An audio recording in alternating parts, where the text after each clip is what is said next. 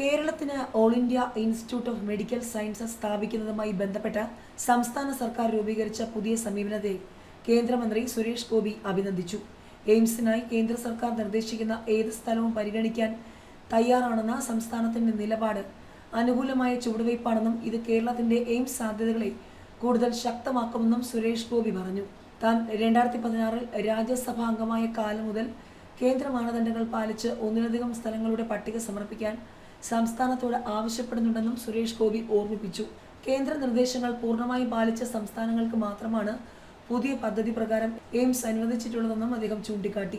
മുൻപ് പിണറായി വിജയനോടും ഇക്കാര്യം വ്യക്തമാക്കിയിരുന്നു. ഒരു വിമാനയാത്രക്കിടയിൽ വെച്ച് മുൻപ് പിണറായി വിജയനെ നേരിൽ കണ്ടപ്പോഴും താൻ ഈ വിഷയം സംസാരിച്ചിരുന്നു.